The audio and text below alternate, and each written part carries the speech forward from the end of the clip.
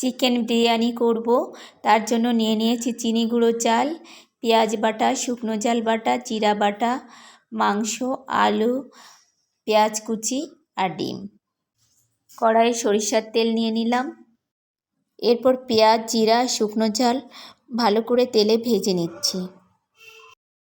মশলা যাতে লেগে না যায় তার জন্য জল দিয়ে দিলাম। এবার মশলাকে ভালো করে কষিয়ে নিচ্ছি। মশলাটা কষানো হয়ে গেছে, আলু দিয়ে দিলাম। এবার কেটে রাখা মাংস দিয়ে দিলাম। 4-5টা কাঁচামরিচ দিয়ে দিয়েছি।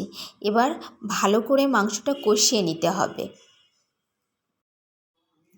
মাংস কষানো হয়ে গেছে, এখন পরিমাণ মতো জল দিয়ে দিলাম।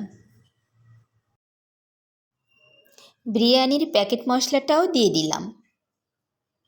এই মশলা দিয়ে বিরিয়ানি রান্না করলে খেতে ভীষণ স্বাদ লাগে। এখন কিছুক্ষণ নেড়েচেড়ে আমি 6-7 মিনিট ঢাকনা দিয়ে রেখে দিব।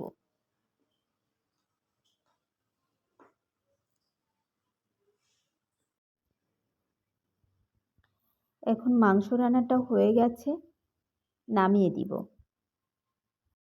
বিরিয়ানির মাংস রান্নাটা যত ভালো হবে, বিরিয়ানির স্বাদটাও কিন্তু দ্বিগুণ বেড়ে যাবে। কড়াইয়ে সরিষার তেল দিয়ে দিলাম। তেলটা গরম হয়ে গেছে, এখন আমি চিনি গুঁড়ো চালগুলো দিয়ে ভেজে নিচ্ছি।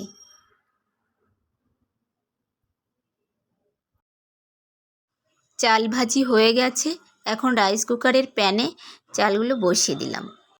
এরপর পরিমাণ মতো জল দিয়ে দিলাম। ভাতটা হয়ে গেছে আর মাংসটা আগেই রান্না করে নিয়েছি। এখন আমি একসঙ্গে ঘিও দিয়ে দিয়েছি, দমে দিয়ে বসিয়ে দিলাম। বিরিয়ানি রান্নাটা হয়ে গেছে, এখন নামিয়ে দিয়েছি। ভীষণ ঘ্রাণ বের হচ্ছে, খেতেও খুব স্বাদের হয়েছে।